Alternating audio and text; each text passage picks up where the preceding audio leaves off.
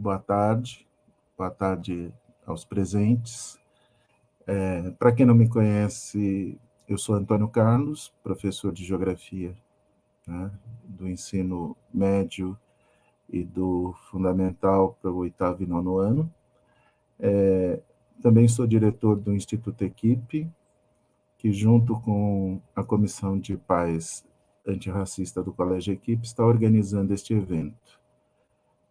Eu gostaria muito de reforçar a nossa alegria de estar recebendo Grada Quilomba, essa artista multifacetada que vai, com certeza, contribuir muito para a formação de vocês.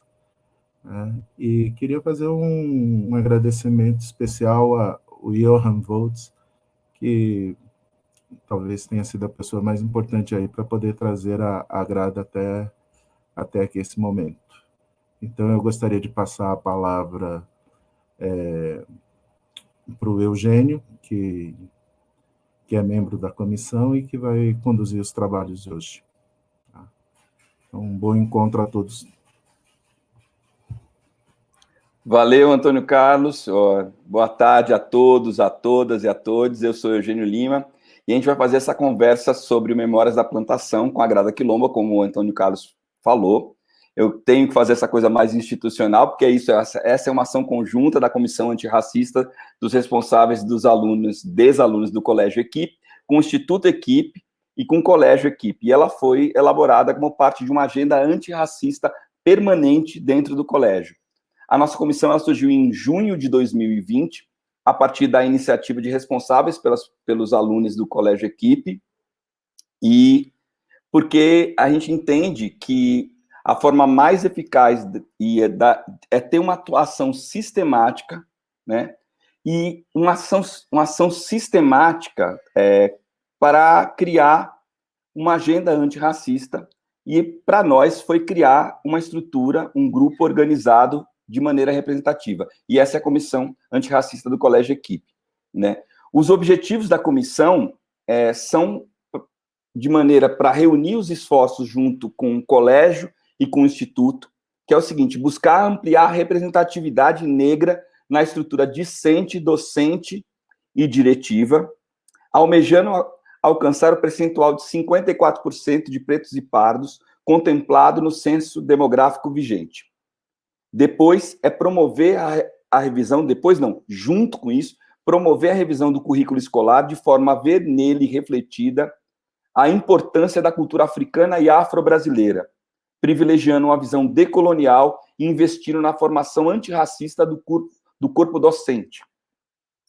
Um terceiro ponto, que é um princípio da comissão, é estruturar uma agenda antirracista no qual a comunidade escolar, composta pelos responsáveis, pelos alunos, pelos funcionários e funcionárias, possa promover um debate constante e aprofundado sobre o racismo estrutural. E, por último, né, um outro princípio é estabelecer um diálogo institucional com a sociedade civil e com o movimento negro organizado. Eu estava aqui falando, enquanto eu estava falando, a gente estava esperando que a Grada pudesse voltar, porque teve um pequeno problema de conexão, e a Grada, pelo que eu entendi, já voltou. Se for isso, alguém me dá um salve aqui no chat, porque é daquele jeito, quem sabe faz ao vivo. Sim, voltou. O Marcelo aqui, o Marcelo é essa pessoa que a gente não vê, mas ele está operando por dentro do sistema aqui, para a gente poder receber a Grada. Então, eu vou apresentar aqui a nossa grande convidada, porque realmente é uma satisfação muito grande fazer esse evento e receber a Grada Quilomba. E eu vou fazer uma pequena apresentação da Grada.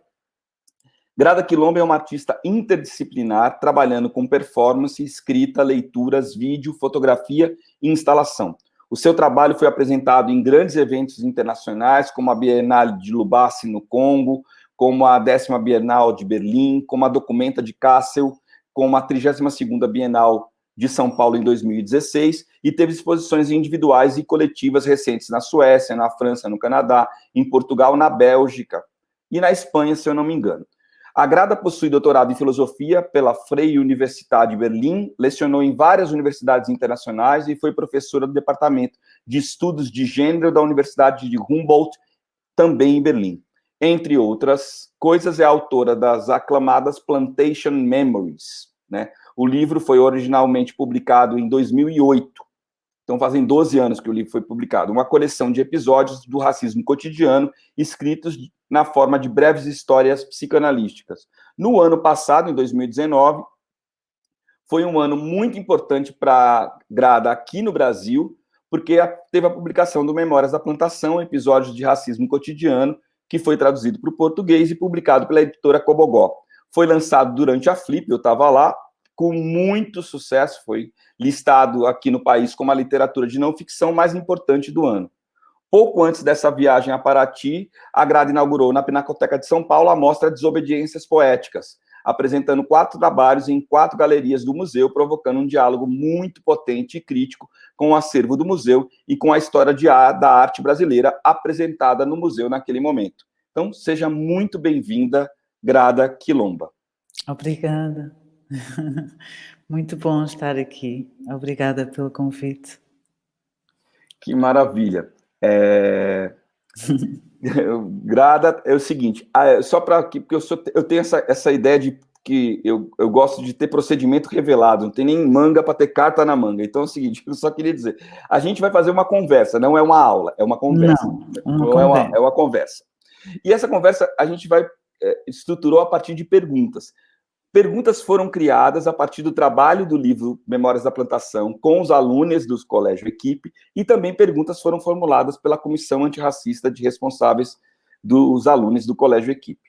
E aí, as perguntas são disparadoras, a gente vai ter essa interação aí no chat do YouTube, e algumas perguntas podem ser selecionadas para depois eu jogar aqui para a Grada. Evidentemente, como a gente espera ter bastante interação, não dá para a Grada responder todas as perguntas, senão seria uma arguição e não uma conversa, né? Então, muito bem-vinda mais uma vez, é um prazer. Queria eu também agradecer mesmo, em nome da comissão, a sua presença, em nome do colégio também, do Instituto, e dizer que é muito importante para a gente estar inaugurando essa conversa com você. E dizer que, o seguinte, eu vou lançar a primeira pergunta, né? Seguinte, o Brasil é talvez um dos países do mundo onde a glorificação do passado colonial opera de maneira mais cruel e explícita. São Paulo, aqui a cidade que eu moro, por exemplo, glorifica a memória dos bandeirantes em tudo quanto é coisa. Tipo, tem Raposo Tavares, Anhanguera, Fernão Dias, é um monte de rodovia. Como diria um amigo meu, Renan do Inquérito, um MC, é que nem tem uma rodovia chamada Adolf Hitler no meio de Israel. É assim que ele compara a glorificação dos monumentos. Tem um monumento ao Borba Gato, tem monumento aos bandeirantes em tudo quanto é lugar. Isso só para dar um exemplo. Então, a nossa pergunta é quais são os efeitos disso para a perpetuação do racismo estrutural e para a desumanização das pessoas negras, indígenas e também para todas as humanidades que são e foram racializadas. Então, muito obrigada pela pergunta. Eu acho que é uma pergunta enorme. Eu acho que temos que começar por perceber, talvez faça sentido, perceber o que é que quer dizer a glorificação. E o que é que a glorificação tem a ver com negação? E quais são as consequências da negação? Eu acho que primeiro temos que talvez até entender algo que não nos é muito consciente. Nós falamos muitas vezes do colonialismo e da escravatura, são palavras-chave que aparecem constantemente na nossa linguagem e que muitas vezes não está associada emocionalmente à brutalidade e ao genocídio. São palavras que quase se tornaram neutras e que, pela narrativa que é construída e da forma como o colonialismo é documentado e a escravatura, nós não fazemos uma associação direta do colonialismo a um tempo cronológico em que o genocídio e a violência e a desumanização faziam parte da lei, eram legalmente aceitos. Então, eu acho que como nós ainda não fizemos essa associação conscientemente, é algo que está a começar a ser construído nas artes, na literatura, no ativismo, é muito fácil glorificar a história e glorificar um período da nossa história que está ligado a essa brutalização, que está ligado a essa violência, que está ligado às políticas de genocídio e que foi a base da história global durante 500 anos, mas que toda essa brutalidade é negada. E depois, eu acho que depois faz sentido, e como é negada, pode ser também glorificada. Nós podemos olhar para a história como uma história de glória, como uma história de vitória, porque a sua brutalização não é reconhecida. Portanto, a negação da história, a negação de uma narrativa correta, permite a glorificação dessa própria história. E, portanto, permite também a continuação dessa brutalização e a continuação da desumanização. Incrível. É um processo de negação que tem bastante... Sobre isso, a Grada fala bastante no Memórias da Plantação, sobre como está relacionada a negação e a incapacidade da gente lidar com esse passado, e esse passado não passa, ele simplesmente se torna presente o tempo todo, né? Os alunos, dentro dessa perspectiva, formularam uma questão que é correlata a isso, que eles falam assim: durante a leitura da introdução, você separa diversos termos preconceituosos que precisam de mudança, mas que são usados diariamente no Brasil, como o objeto mesmo, né? Como o objeto, como as pessoas não terem percebido na leitura que vários termos são colocados no masculino, como se fala a questão sobre o sujeito, né? Como forma de centrar na língua a figura masculina, né? A pergunta que eles falam é assim: como é que você considera que esses termos, como é que você considera esses termos? Eles são um sintoma da opressão ou eles são causadores da opressão? Talvez ambos. Sabes que eu gosto quando tu estás na imagem, Eugênio, e eu te vejo. Talvez a gente possa partilhar o ecrã. Ótimo, assim é muito melhor. Eu também porque gosto. Senão eu sinto que eu estou a falar com o vazio. Eu acho que talvez sejam ambos, são um sintoma e provocam e resultam num sintoma. Eu acho que são ambas as coisas. Eu queria só voltar um pouquinho à negação que nós falámos antes e ligar a negação a esta pergunta que agora fizeste. Eu acho que é importante entender o que é a negação. E a negação, como muitos outros mecanismos de defesa que estão ligados ao racismo, é algo muito curioso, porque a negação quer dizer que é como se a realidade fosse dividida em dois. E a parte que é boa e a parte que é aceitável é vista e incorporada como sendo eu, e a parte que é maligna e a parte que é inaceitável é projetada no outro. Ou seja, os corpos negros, os corpos que são marginalizados estão lá e servem como uma tela de projeção, onde todos os aspectos do que a sociedade branca não quer associar a si própria, projeta nos outros. Então a negação é quase como criar uma divisão, uma dificuldade em lidar com os aspectos negativos da história. Portanto, esses aspectos são projetados nos outros. Os outros passam a ser a incorporação daquilo que a sociedade branca não quer ser. Portanto, são aquilo que não são, passam a ser aquilo que a sociedade branca torna tabu, e aquilo que a sociedade branca acha que é ideal e que é bom é incorporado como sendo o seu.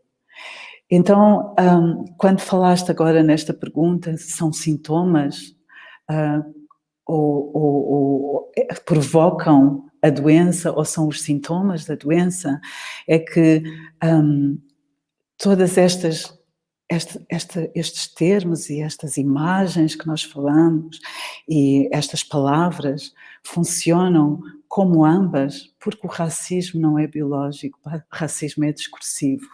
Ou seja, funciona através do discurso, funciona através de imagens e de palavras. E essas imagens e essas palavras são associadas umas às outras e criam algo que se chama uma associação que é ilógica, mas que se torna credível através da associação. Então nós usamos as palavras e repetimos as palavras que estão associadas a imagens e que criam um pensamento e que criam uma narrativa que nega a história e que cria a narrativa da supremacia branca. Então, está tudo interligado uma coisa à outra. Eu não sei se eu vou muito rápido, mas nós podemos voltar sempre àquilo que eu... E voltar, ótimo, tá. E voltar a pensar como é que tudo funciona.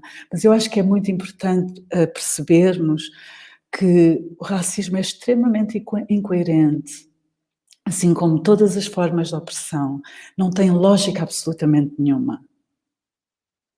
Construir um corpo negro como um corpo feio não tem lógica. Olha para nós. Construir um corpo negro como não inteligente não tem lógica. Escuta-nos. Mas o racismo é capaz de construir a credibilidade desta narrativa através de associações e de imagens e palavras. É assim que o racismo funciona. Não é lógico, é ilógico, mas torna-se credível exatamente através do filme, das artes, da literatura, da ciência, da filosofia, da antropologia, da etnologia e de tantas outras disciplinas que foram construídas para justificar o racismo, para justificar o projeto colonial. Isso é importante percebermos. Portanto, agora a nossa grande tarefa é desmantelar tudo isso e criar novas imagens e palavras e pensar como é que estas palavras nos são dadas e como é que elas fixam identidades num lugar e colocam identidades fora da humanidade. Essa é a função, é a doença e o sintoma dessas palavras. Não, e isso é muito explícito, né? Então, tipo, um autor que é bem... que você trabalha bastante, que é o Fanon, ele fala assim, no Estado colonial, a causa também é a consequência. Né? Exato, a causa é a consequência. Né? O indivíduo é rico porque é branco e é branco porque é rico. Exatamente. E a introdução do livro ela foi muito trabalhada também com os alunos do colégio aqui, por isso que eu estou fixando também nela, porque eu acho que isso é uma coisa importante, porque tem uma parte que é aquela introdução que não tem na edição em inglês, que é a introdução para a edição no português, onde a língua exerce um papel fundamental na naturalização desse processo que você acabou de escrever. Então, eles perguntam, tem uma pergunta que veio dos alunos que eu achei muito interessante. Eles perguntam, a partir daquela introdução, onde vai se discutir no termo de mestiço, negro, preto, negra, sujeito, né? Por que, na sua opinião, a língua portuguesa manteve o racismo tão blocado na língua, enquanto a língua inglesa tentou, pelo menos, excluí-lo parcialmente? Né? É uma questão muito importante e muito bonita. É assim, eu quando escrevi este livro, Plantation Memory, Memórias da Plantação, eu escrevi em inglês. E foi muito importante para mim ter escrito em inglês. Eu acho que eu não conseguia escrever em português e, para dizer a verdade, eu acho que eu não consigo mesmo ler o livro em português. Eu tenho muitas dificuldades em reconhecer a minha escrita na tradução, mesmo sabendo que é uma excelente tradução.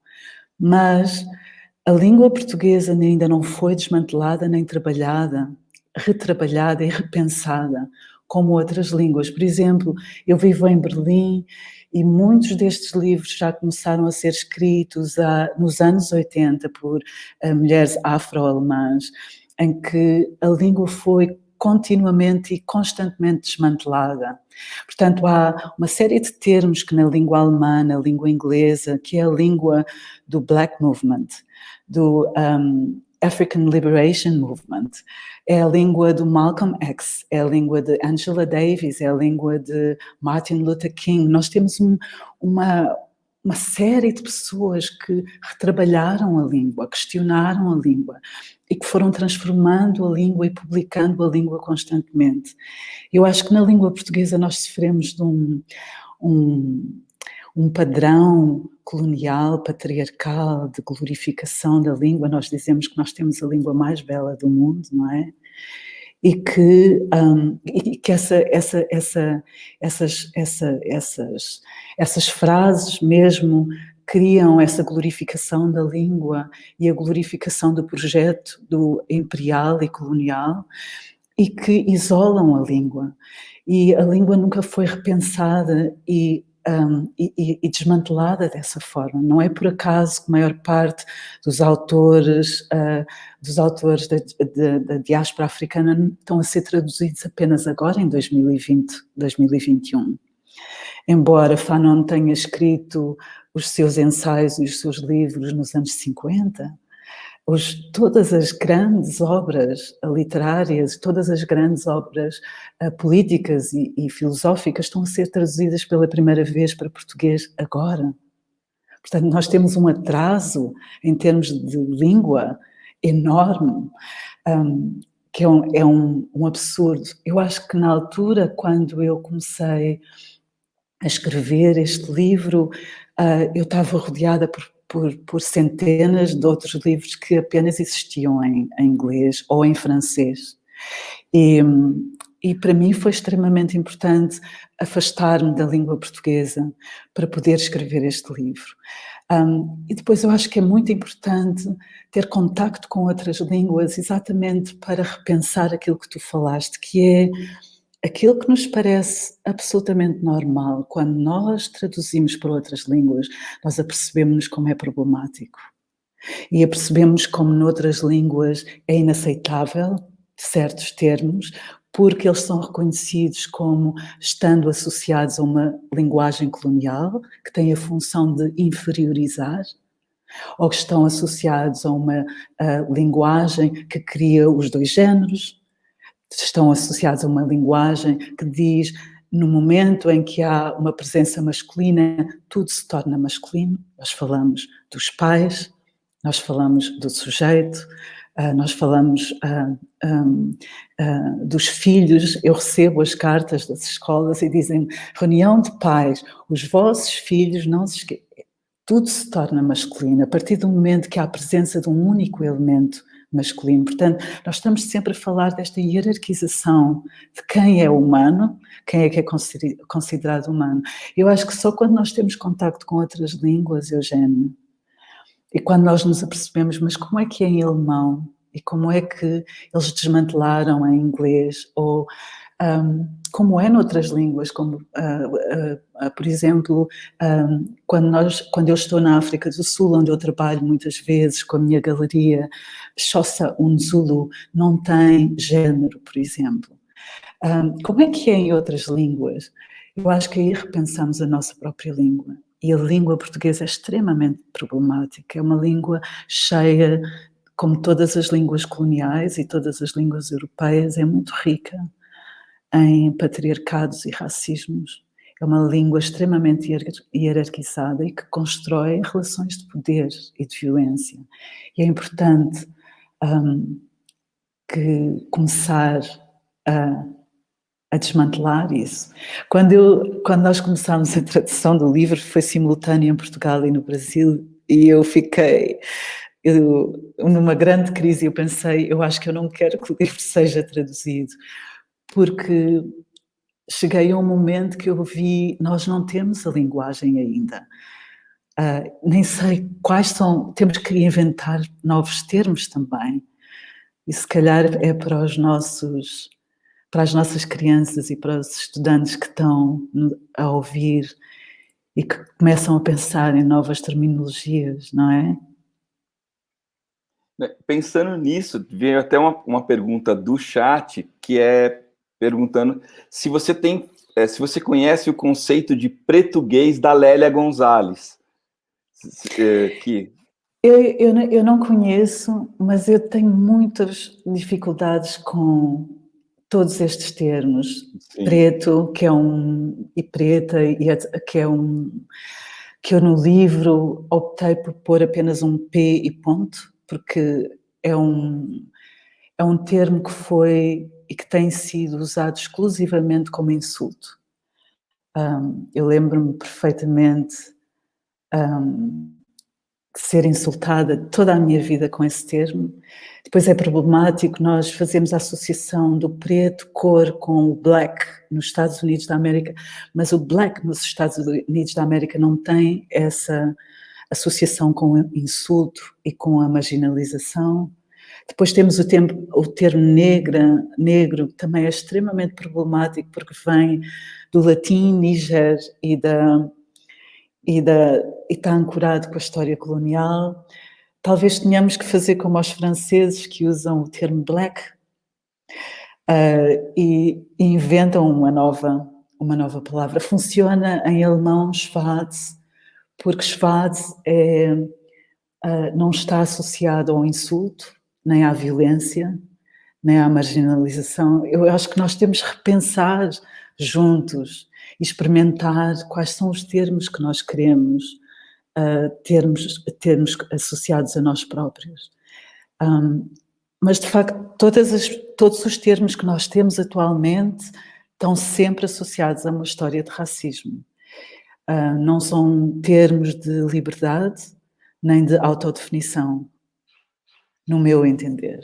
Não, e isso eu acho que fica muito explícito na introdução do Memórias da Plantação. Exato. Essa posição, ela fica muito explícita e, inclusive, que eu acho que é um dos exemplos mais comentados, que é como foi traduzido o livro da Spivak, né? Que é uma feminista, e aí, pode o subalterno falar. Então, o livro foi subalternizado na própria tradução. Exatamente. Né? Então, e a autora desaparece na própria terminologia da língua portuguesa. E é esse o absurdo, esse é o absurdo. E isso eu acho que mostra muito bem como nós, na língua portuguesa, sem nos apercebermos, normalizamos a violência e o poder, as relações de poder, e como a violência é falada e repetida sem que nos apercebamos disso. Eu acho que isso é extremamente importante repensar. E não é importante ter uma resposta agora. Sim. Eu acho que é importante questionar e pensar juntos. Pensar, então, como é que poderia ser? Como é que deve ser? E isso me leva a uma outra coisa que está muito presente, tanto no Plantation Memories, no Memórias da Plantação, mas também na sua obra como um todo, que é a discussão sobre a narrativa.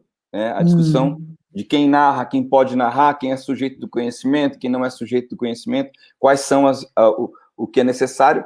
Mas existe muito a ideia de que existe uma narrativa que foi soterrada e esquecida pela história colonial, e que isso faz parte do que você chama de políticas da ignorância, tanto no sentido de ignorar, pelo menos eu entendo, quanto também no sentido de desconhecer propositadamente, portanto, ser ignorante, né? Então, por que você acha, ou qual é o lugar que isso opera na sua visão de mundo como artista interdisciplinar, que é criar as novas formas de contar a história? Por que a narrativa, as novas narrativas são tão fundamentais? Eu acho que talvez exatamente por isto tudo que nós estamos a falar, mas eu acho que é muito importante experimentar, criar uma nova linguagem, criar uma nova narrativa que é não só semântica, mas também visual.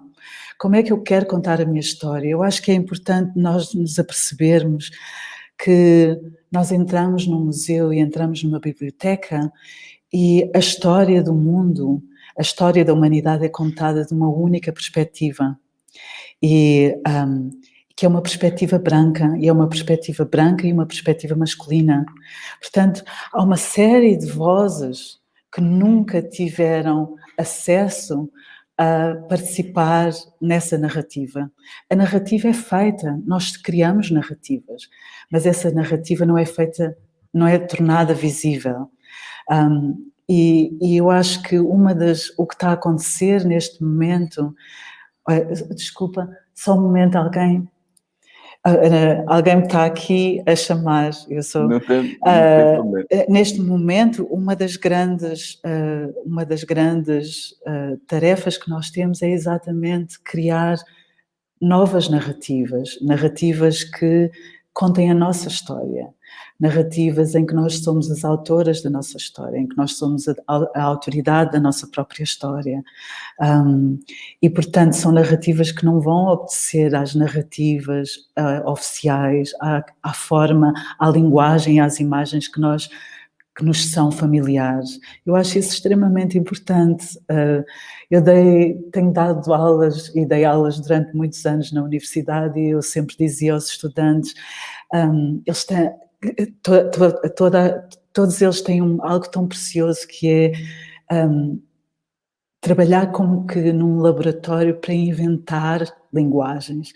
E nos trabalhos que nós fazíamos, às vezes saíam trabalhos de coreografia, às vezes saíam trabalhos de rap, saíam as coisas, os discursos políticos em formatos absolutamente novos. Eu acho que isso é o que nós temos que fazer, é de dar esse empoderamento a uma nova geração para reinventar linguagens e criar uma narrativa que ainda não está lá. Eu acho que é um momento de nós experimentarmos e falharmos e experimentarmos de novo e criarmos coisas novas que não estavam lá antes. Eu acho que essa é a nossa grande tarefa à nossa frente, de dar a liberdade. Tem também uma coisa correlata que me lembrou aqui, você falando, que numa parte do livro, né, que é aquele capítulo que chama Tornando-se Sujeito, o sujeito está em itálico, né, e você explica por que vai colocar o sujeito em itálico, justamente por essa questão o que pensa na língua portuguesa é o masculino, é o sujeito do pensamento, ele é masculino, mas eles falam assim, que ao escrever a própria história, eu não sou mais a outra, mas sou sujeito da minha própria história e, portanto, eu narro a minha própria história. Eu narro, escrevo e sou sujeito da minha própria história. Exatamente. Então, seria por isso que você acredita que a sua escrita ou a escrita emerge como um ato político? É, exatamente por isso, porque nesse momento sou eu que escrevo e sou eu que trago as minhas questões e sou eu que vou repensar qual é o vocabulário que eu quero usar para me definir e sou eu que sou a autoridade e a autora da minha história e sou eu que vou contar a minha história e que me torno esse sujeito e outra vez o sujeito é masculino, eu sou a contadora da minha própria história. E depois eu acho que é extremamente importante, tem um outro aspecto que atinge muito todos os artistas, todos os pensadores negros, que é aquela grande pressão de ter que representar uma comunidade. E eu acho que é extremamente importante ter essa liberdade de criar o teu próprio trabalho e criar a tua própria linguagem e colocar as tuas próprias questões que podem ser diferentes das minhas e tens uma perspectiva que pode ser diferente da minha, mas que está em diálogo com a minha e de ter essa multiplicidade de trabalhos. Nós não precisamos de um Frantz Fanon, nós precisamos de milhões de Frantz Fanons, nós precisamos de milhões de coreógrafas e milhões de artistas e milhões de plataformas com milhões de exposições em todas as formas mais variadas. E é nesse momento que é um ato político, é um momento em que eu tenho a liberdade de ser eu própria, em que eu tenho a liberdade de me questionar e questionar a minha biografia e de levantar as minhas questões e a minha biografia, o meu contexto e a minha comunidade. E eu desenvolvo trabalhos que me dão resposta a mim própria. E eu acho que isso é extremamente importante, ter essa liberdade de criar e de criar uma linguagem, de criar esse ato político de ser eu própria. Isso é o momento da humanidade. Sabes, Eugénia, eu estava a pensar, isso é muito importante porque nós falamos muitas vezes sobre empoderamento E nós somos aquela geração, eu pelo menos sou, em que eu cresci em casa ouvindo que tinha que ser sempre muito educada e muito boa e muito limpinha e muito exemplar. E a geração dos nossos pais transmitiram esta forma do idealismo, ser o corpo negro ideal para tentar escapar ao racismo. Ou seja, se o racismo desidealiza, nós tentamos ser exemplares e ideais e idealizamos o nosso próprio corpo. E de novo nós estamos capturados na política do racismo. Eu acho que a grande libertação é ter a liberdade de ser eu própria, não ser ideal e não ser desideal, não ser melhor nem ser pior, mas ter essa liberdade de ser eu própria. Isso é um ato político. Não, tem uma frase de um dos grupos de hip hop brasileiro muito importante, que é o Racionais, que fala assim: como é que você fala que a gente precisa ser 2 vezes melhor se você tem 100 anos de atraso, 100 anos de escravidão, né, 100 anos da libertação da escravidão, como é que vai dar para ser 2 vezes melhor? 2 vezes melhor não dá, não tem como ser 2 vezes melhor, né? Então, esse processo é um processo de desumanização. E aí tem uma outra, dentro desse processo, que também está... eu vou fazendo isso, gente, eu vou fazendo propaganda do livro mesmo, porque eu acho o livro treta, é incrível, e isso tem um capítulo inteiro que a Grada vai discutir isso a partir de depoimentos. Então, dentro de uma estrutura, ainda se pensa que muito no discurso brasileiro, e não só no senso comum, mas em alguns campos, que a gente faria parte de uma política da diferença. Então, assim, nós somos os diferentes, os dissidentes, e é por isso que somos afastados, né? E tem uma frase que você falou uma vez numa entrevista que eu vi, você: não, eu não sofro racismo por ser diferente, é o racismo que me torna diferente. Não é que eu sou diferente e sofro racismo, mas é o racismo que me torna diferente, né? Porque... E eu queria que se você gostaria de comentar essa frase, assim, o seu... Isso é um mito que eu acho que é importante. Eu acho que tem uma série de mitos que são importantes desmantelar. Isso é um mito muito importante de desmantelar, que diz sempre que nós... Eu acho que é esta questão do ser diferente. Eu acho que vamos começar por pensar o que é diferente, e que a própria construção do racismo começa exatamente por esse momento, no momento em que se cria uma diferença. É o primeiro momento do racismo, é criar a diferença. E diferente, nós temos que questionar: diferente de quem? Quem é que é diferente de quem? O meu cabelo é diferente do dela, ou o dela é diferente do meu? A minha cor é diferente da dela, ou a cor dela é diferente da minha? Quem é que é diferente?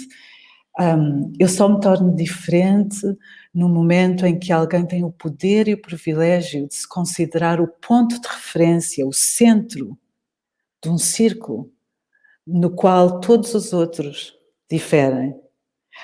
E eu torno-me diferente nesse momento. Ou seja, eu torno-me diferente no momento em que eu sou discriminada, no momento em que eu sou excluída, no momento em que eu sou marginalizada do ponto de referência, no momento em que eu não estou no centro e sou posta na periferia. Então, essa construção de ser diferente já é um ato, é o primeiro ato do racismo, do próprio racismo. Porque construir-me como diferente ou como outra quer dizer que alguém tem o poder e o privilégio de se considerar a normalidade e a norma. E quem é a norma e a normalidade representa a condição humana. E aí começamos com o primeiro aspecto do racismo. Depois tem um segundo aspecto do racismo, que é a hierarquização dessas diferenças. Não só as pessoas são construídas como diferentes, mas o racismo é capaz de associar uma hierarquia, um valor a essa diferença. Ou seja, nós estamos a falar de hierarquias, depois essa diferença é pior, ou é mais feia, ou é inferior, ou é desviante. Há uma hierarquização. E depois tem o terceiro elemento, que é o mais importante, que é o poder. O poder executa essas diferenças e essas hierarquizações na nossa sociedade e mantém-as de forma a manter o privilégio branco. E quando nós falamos de diferenças, falamos exatamente sobre todo este construto que está à volta do que é ser diferente. E nós dizemos isso tão frequentemente, não é? Sem pensar qual é a violência e o poder que está relacionado com esse termo. E faz sentido para ti? Não, muito sentido. Faz muito sentido. Essa frase foi uma das frases que desmancha, que eu chamo que a gente chamava de pergunta-ação, porque você desmancha a lógica, né? Que é isso, né? Porque ainda existe muito a ideia do discurso sobre a diferença. Como incluir a diferença? Precisamos incluir a diferença, de quem é diferente de quem. Sim, mas isso é um discurso dos anos 80, da Inglaterra. Na Inglaterra, nos anos 80, falava-se muito sobre diferença. E isso mostra como nós, na língua portuguesa, estamos atrasados. Nós estamos 60 anos atrasados, pelo menos. Então, nos anos 80, tinha todo esse movimento de desmantelar o racismo, e foi muito interessante. Nos anos 80 tinha pessoas muito importantes, que eu tive o grande privilégio de trabalhar, como Stuart Hall e Paul Gilroy, que ainda está em Londres. Stuart Hall faleceu há relativamente pouco tempo, mas eles foram, assim, os grandes pensadores do Cultural Studies e que começaram a repensar como é que o racismo tem algo que é como uma doença, é como um vírus que se consegue sempre adaptar, é como um rato, uma ratazana que se adapta a todas as doenças e a todas as temperaturas para se tornar credível. Não é lógico, mas é credível.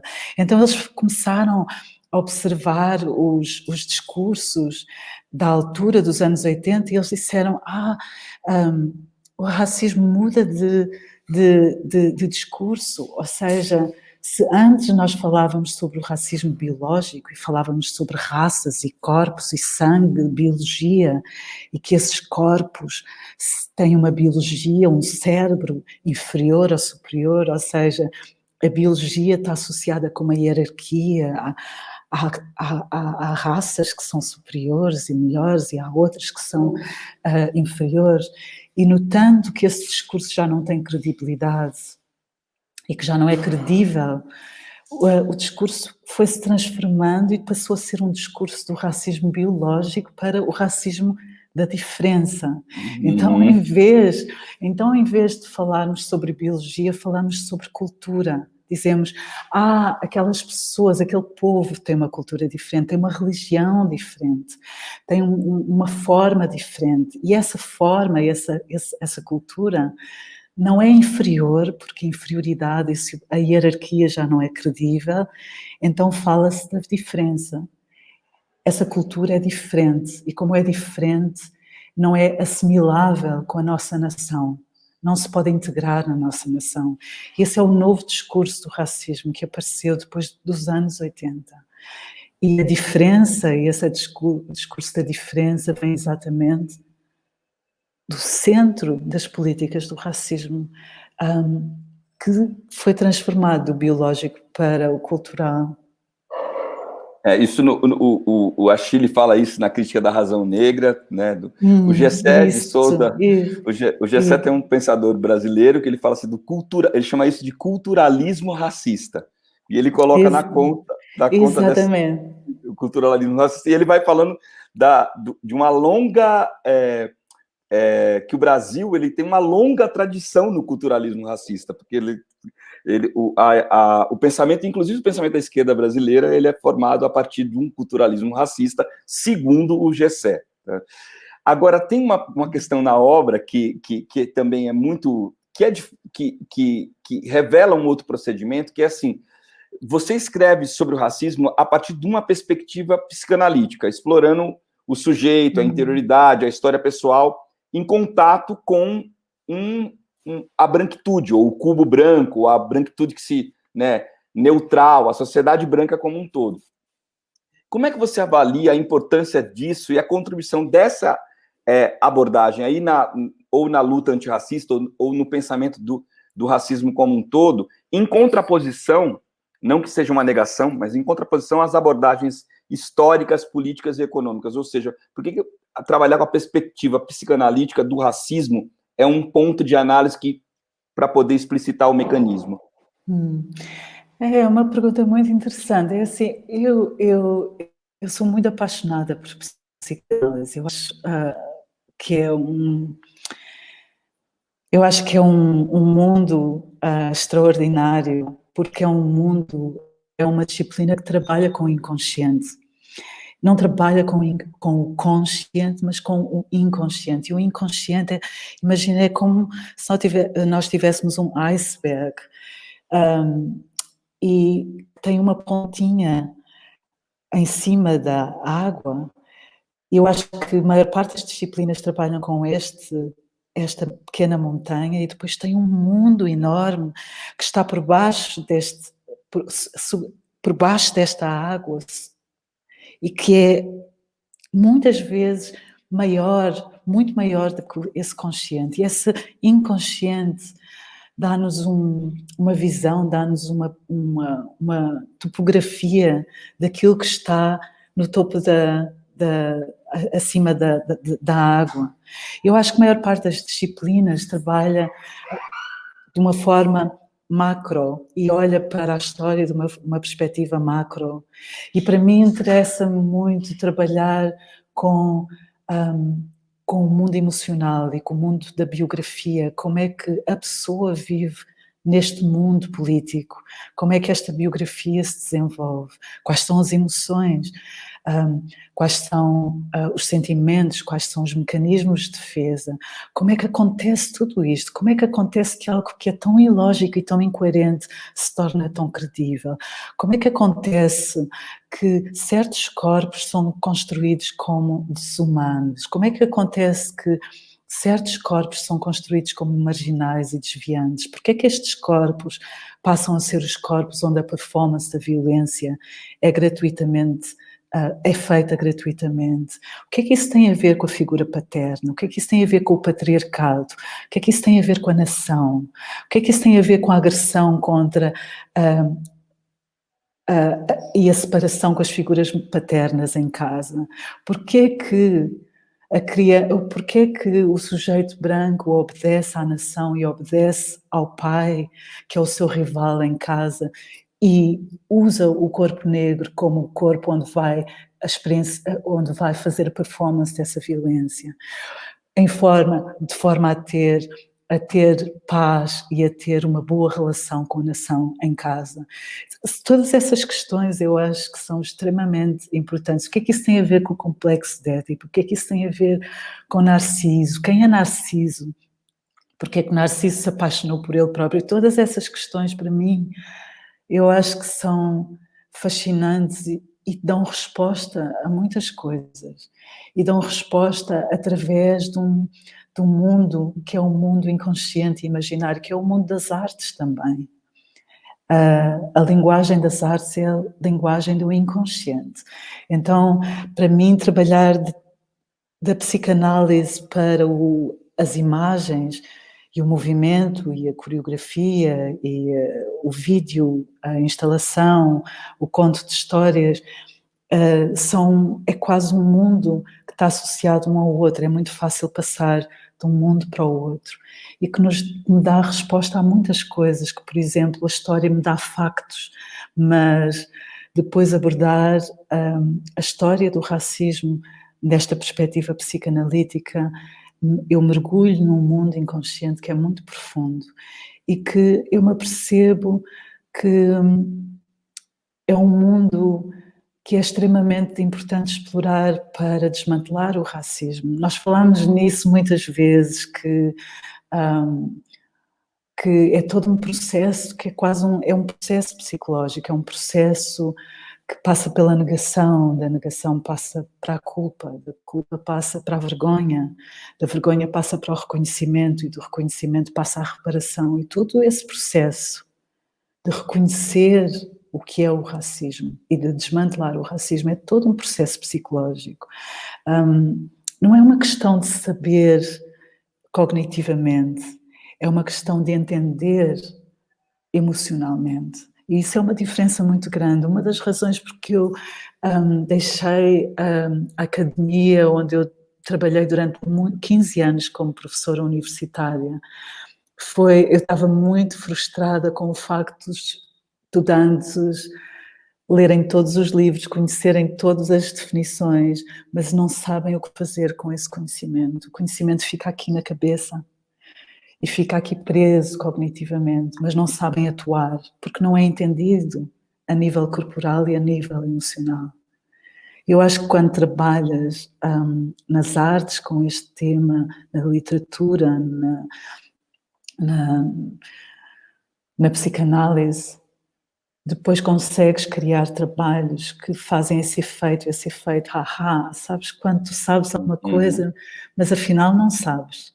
E depois chega um momento que, agora eu entendo. Esse é o conhecimento emocional, é quando tu realmente conheces, quando tu realmente entendes. Então tu podes ter uma série de definições e ler uma série de livros que ficam aqui, um conhecimento cognitivo, mas que não sabes atuá-lo na tua sociedade, né? No teu dia-a-dia.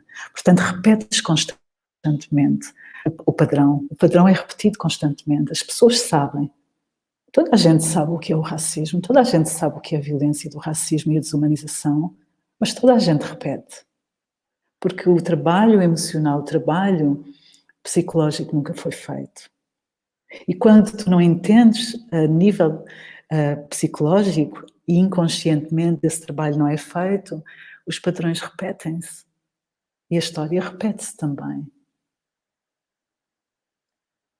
Diante disso, Grada, que tem várias coisas, né? Várias perguntas chegando, mas tem uma coisa que é um caminho muito interessante, que é assim, a partir dessa abordagem, não tem espaço para a gente pensar dentro do seu pensamento, né, que o racismo seria uma pauta identitária. Porque no Brasil, no momento histórico, ainda vem com isso. Não, é uma pauta identitária, como se a branquitude não fosse identitária. Ela é neutral, né? Como você mesmo fala, é neutral. Só que isso é ainda no processo de negação, porque o Brasil ainda oficialmente nega que é um país racista. Racista é sempre o outro, e o outro não é brasileiro, é o outro de outro lugar. No Brasil não tem racismo. Né? Tem várias loucuras que acontecem nesse país, você sabe muito bem, já pessoas falando racismo circunstancial, não é estrutural, é a circunstância que faz o racismo, ele não é estruturante, ele é circunstancial. Mas, fora todo esse caminho, eu acho que é uma coisa que ainda se tem muita dificuldade, ainda mesmo nos campos da esquerda, ou nos campos progressistas, é entender por que a branquitude ela é neutral e central ao mesmo tempo. Por que ela marca sem ser marcada? Será que você poderia, ainda dentro desse processo de dissertação, que então, você fala tão bem... Então, isso é um dos processos de poder. Não ser marcado é um processo de poder. E o que... Não ser marcado é um ato de poder, um ato de privilégio. Ver e não ser visto é um ato de privilégio. Marcar os outros e não ser marcado é um ato de privilégio. Falar sobre...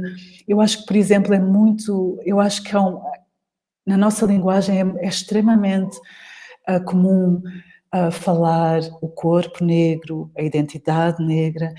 É muito raro falar sobre o corpo branco e a identidade branca. Quando uma identidade está num lugar de poder, não se marca, porque é vista e se constrói como a humanidade. Essa identidade é a equação da humanidade. E depois é o ponto de referência, é o ser humano. E o ser humano não é marcado, porque a branquitude é construída e narrada como o ser humano.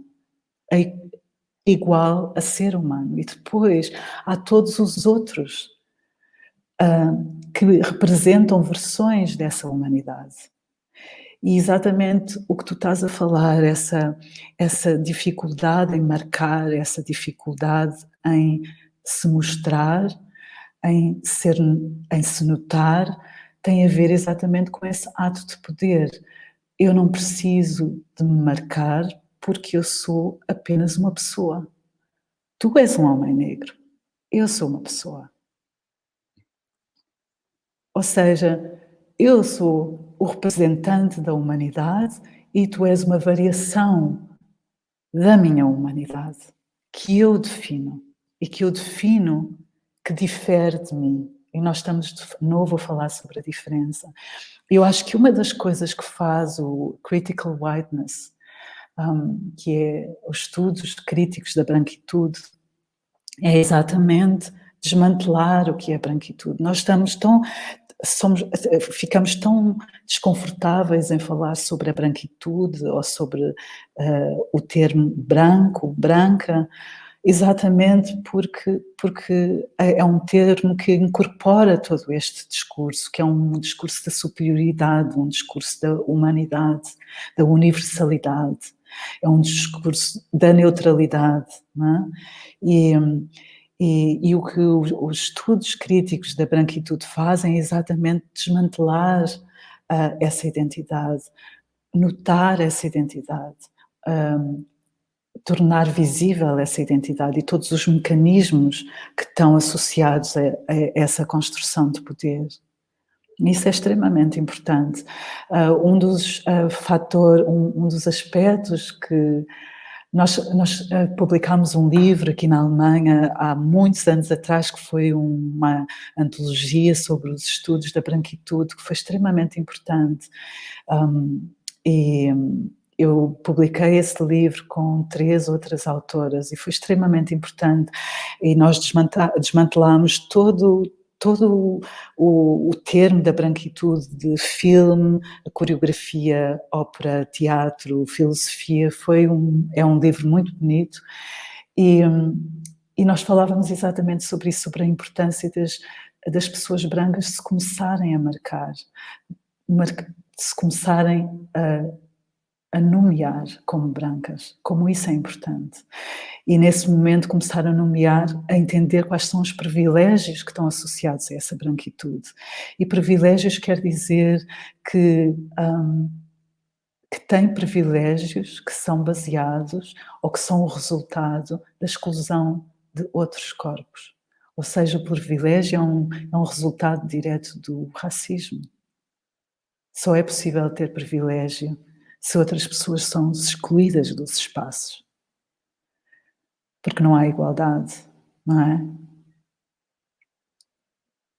Tem uma outra, uma coisa que também aqui estão perguntando, primeiro que eu já ia perguntar, qual que é o nome dessa coletânea, porque esse livro eu não...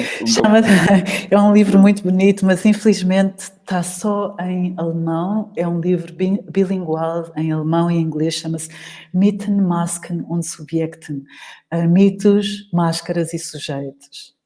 Ô, louco! Grandes descobertas, não conhecia.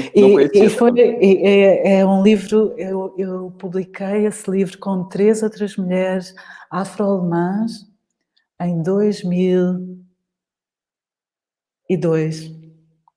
Foi um grande sucesso, é um livro muito importante aqui na Europa para trabalhar os estudos da branquitude.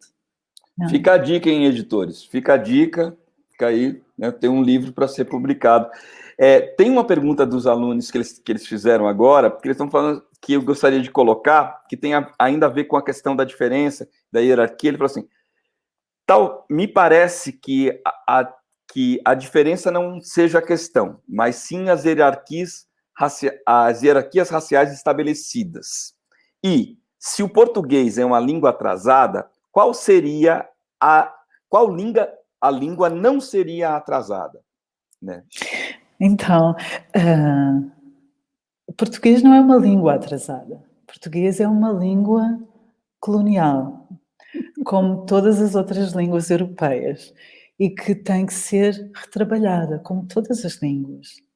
E esse é o nosso trabalho, é o trabalho de todas as artistas e pensadoras e professoras e ativistas. Nós temos que repensar a língua e corrigir a língua e trazer a língua para o presente, para as questões do presente e pensar se a língua como nos é dada, se constrói diferenças ou se constrói igualdades, se constrói respeito ou se constrói violência.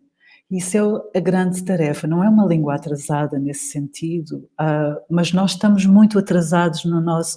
Nós não fizemos os trabalhos de casa, para dizer a verdade, há muitos anos, que não fazemos os trabalhos de casa nesse sentido, quando nós vimos que eu vivo na Europa e facilmente vou de um país para o outro e eu vejo que uma série de terminologias não são usadas de forma nenhuma, é impensável usar certas terminologias, está fora de questão.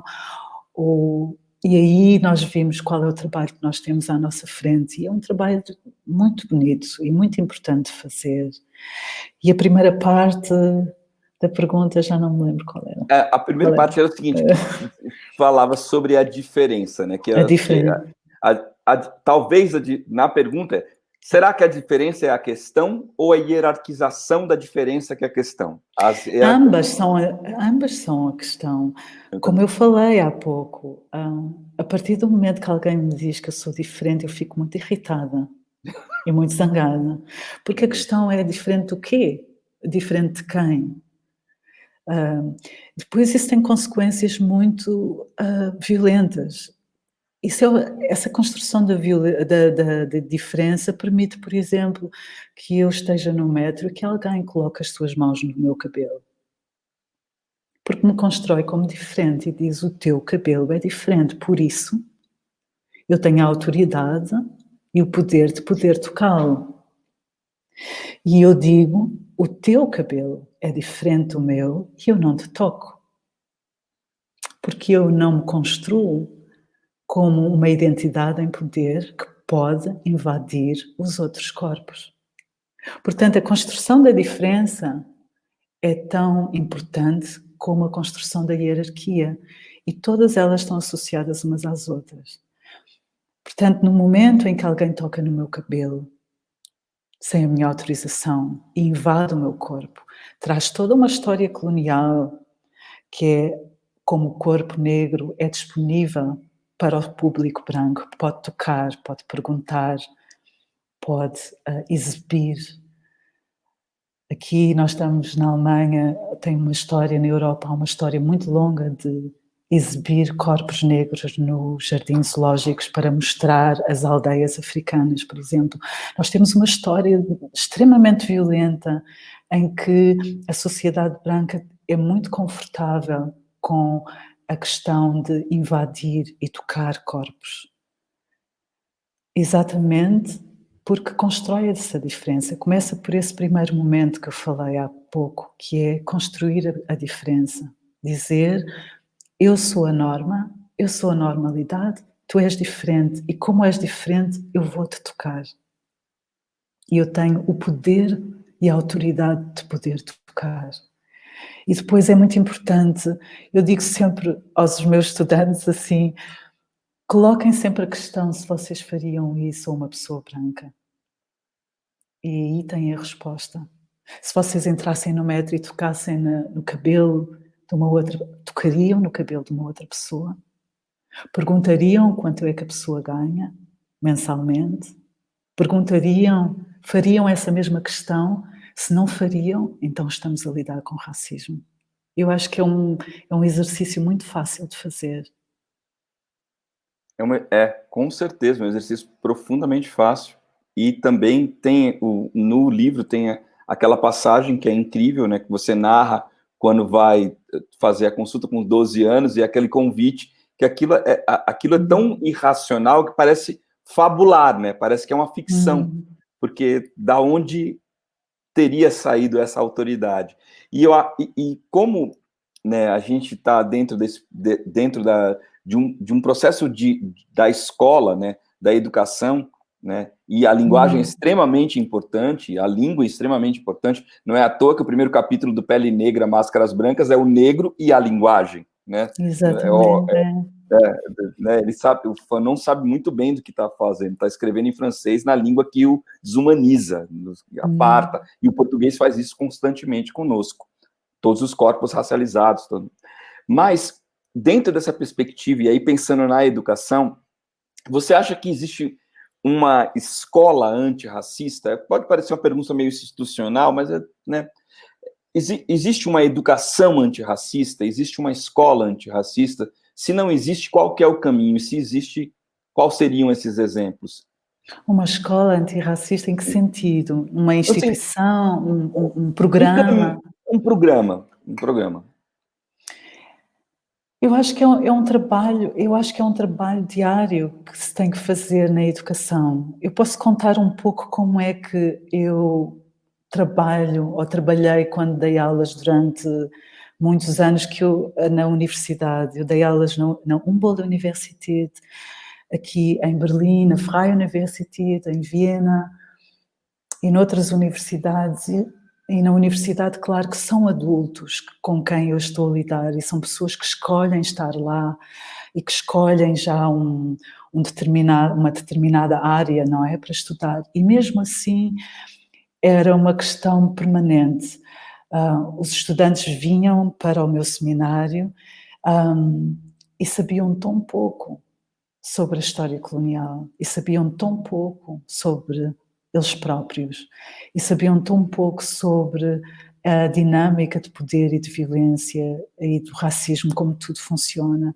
Então eu acho que era um trabalho constante, e ao longo do trabalho eu comecei a fazer regras de como nós trabalhamos, mas eu lembro-me que um dos exercícios que eu fazia sempre no início, para lhes fazer explicar o que é a produção de conhecimento, o que é que nós conhecemos, o que é que nós sabemos e o que é que nós não sabemos.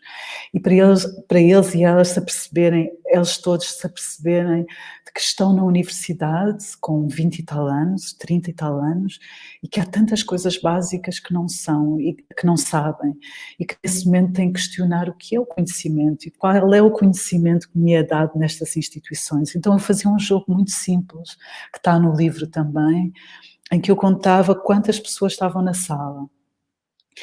E depois eu começava a fazer um quiz, umas perguntas para ver quem sabe responder e quem não sabe responder. Perguntas muito fáceis, como, por exemplo, quais foram os países colonizados pela Alemanha, porque nós estávamos na Alemanha, quantos anos durou a colonização alemã, qual foi o primeiro genocídio do século XX, em que país, etc. Tudo à volta da história colonial. Quem foi Frantz Fanon, quem era a Rainha Nzinga, quem escreveu, etc, etc. E a maior parte das perguntas eles não sabiam responder, mesmo que fossem centrais para a sua história. Por exemplo,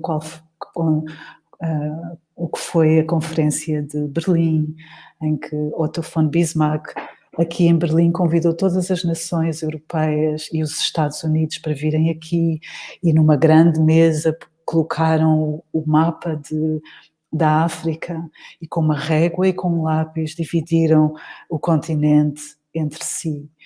Uma série de coisas que é saber básico, mas que a maior parte deles não sabiam responder. E depois a questão é como é que se pode atingir hierarquicamente um nível académico tão alto e não saber coisas tão básicas da sua história? E quem é que sabe o quê? E quem é que não sabe? E porquê? E depois a maior parte dos estudantes of color e estudantes afro-alemães sabiam responder às perguntas. E aí nós também vimos quem é que sabe o quê e quem é que não sabe. Quem é que é sábia e quem é que não é? Então toda essa construção do que é o conhecimento passa a ter um outro aspecto, que é conhecimento reflete poder. Qual é o conhecimento que é reconhecido como tal e qual é o conhecimento que não é reconhecido como conhecimento?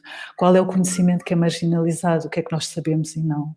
Então, eu acho que essa era uma das coisas com que eu sempre comecei, para eles se aperceberem que o conhecimento que lhes é dado nas universidades, nos sistemas educacionais, é um conhecimento que reflete e que protege a branquitude. E o que eles sabem é aquilo que protege a sua supremacia branca. Tudo o resto, eles não sabem. Portanto, começávamos a trabalhar daí. Depois trabalhávamos em muitas outras coisas, como, por exemplo, eu absolutamente proibia todos os estudantes brancos de fazerem trabalhos sobre outros. Eles eram obrigados, toda a gente tinha que começar um trabalho com uma reflexão sobre si próprio, sobre qual é a questão que quer levantar e porquê. Olhar para si, olhar para a sua biografia. Porque nós temos uma tradição muito grande em construir um discurso e construir um trabalho objetificando o outro. Então tinha uma série de questões e uma série de regras. Isso foi uma questão extremamente importante para os estudantes brancos de começarem a refletir sobre si próprios e não poderem esconder-se atrás do outro. Porque eu fui uma vez ao Brasil e porque eu fiz um estágio na África do Sul e por isso eu vou escrever sobre as mulheres e tudo isso era proibido, eu mandava tudo para trás e nós tínhamos regras muito era inaceitável e explicar como isso é a reprodução do colonialismo e que tantas artistas e artistas ainda hoje baseiam todo o seu trabalho na exploração da performance negra, na exploração das imagens negras, na exploração dos arquivos negros, e como isso é problemático e como isso é a continuação do colonialismo. E que neste momento eles têm que começar a visibilizar-se, a visibilizar a sua branquitude, a repensar a sua branquitude, a repensar os seus privilégios, a olhar para si próprios. Isso foi um exercício extremamente bonito. E isso libertava os estudantes negros de terem a liberdade de trabalhar com os seus próprios temas de empoderamento, em que não estão a responder aos estudantes brancos.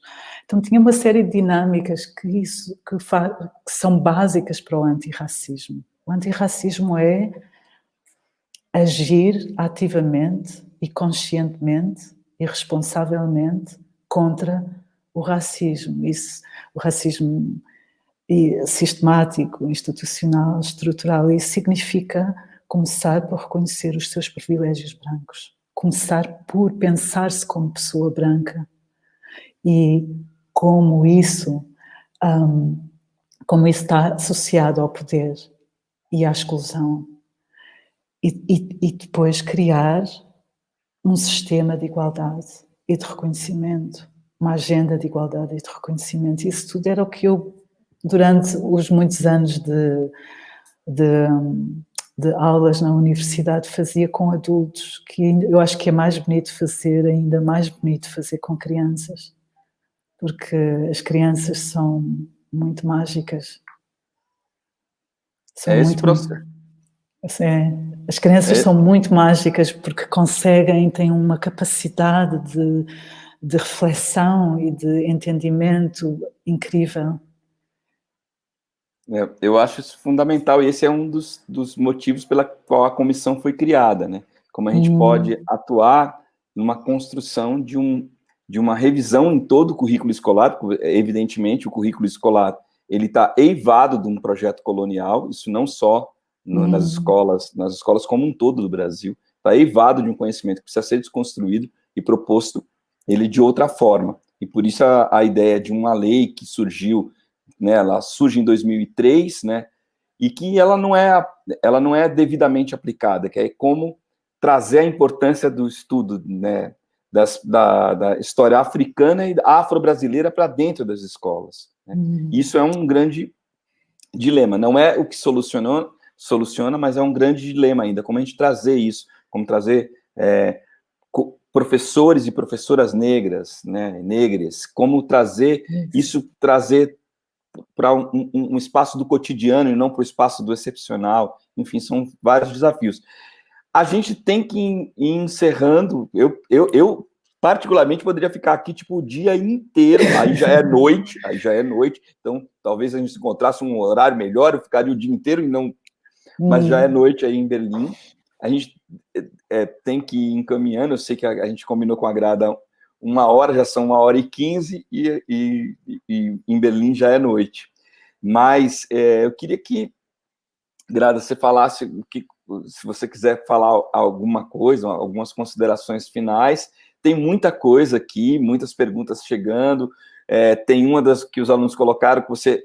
ele fala assim, quando você começou a escrever esse livro, você se sentiu melhor? Né? Você acredita que escrever ou a arte pode quebrar ou reelaborar ou apagar esses preconceitos? E assim, você considera que a arte tem esse poder de reconfigurar? Isso é uma pergunta muito linda para finalizar, talvez. Sim, eu acho que quando eu comecei a escrever, eu acho que eu publiquei e trabalhei e desenvolvi outros projetos anteriormente, mas eu acho que as Memórias da Plantação foi quando eu decidi escrever o meu próprio livro. E eu decidi sentar-me e escrever sem parar, para responder às questões que me afligiam, para dar resposta, para eu perceber quem eu era. Eu acho que foi todo um processo de encontrar uma linguagem e de me aperceber que as linguagens e as narrativas que me foram dadas e muitas das imagens não eram as minhas imagens, não eram as minhas narrativas, nem a minha linguagem. E foi um processo extremamente intenso que demorou alguns anos e que começou com muita leitura.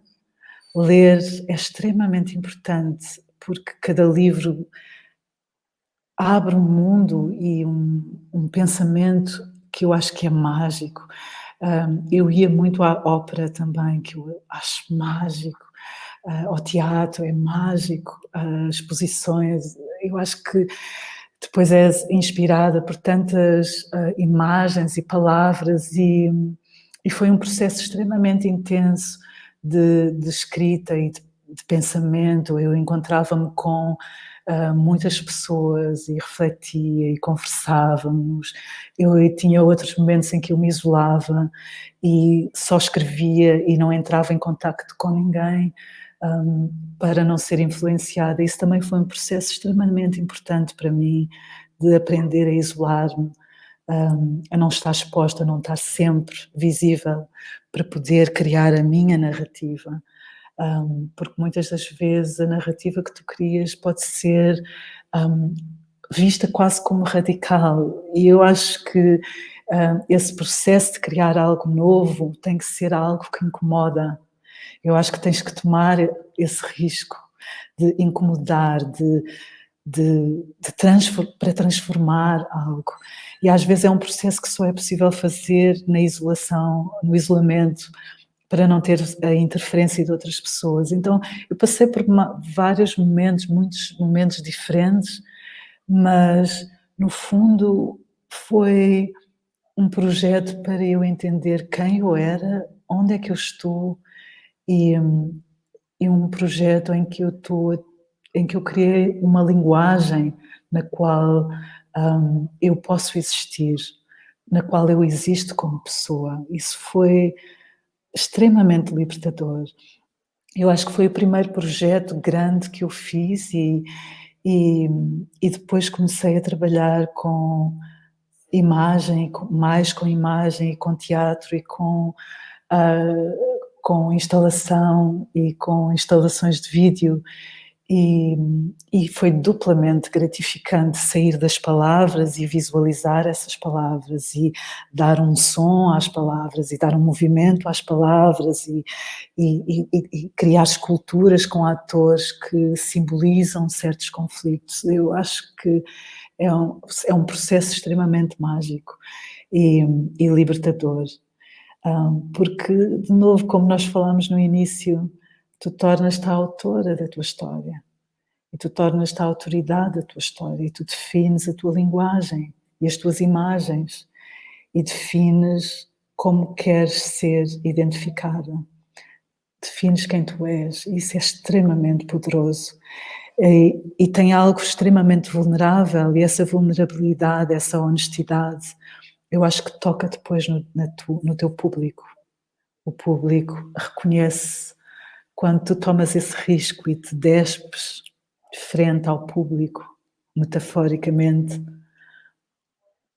dás a possibilidade ao público de se identificar também contigo e de despir essas máscaras contigo. Isso é extremamente poderoso e extremamente bonito. Maravilha, é incrível. Eu queria agradecer muito a sua presença.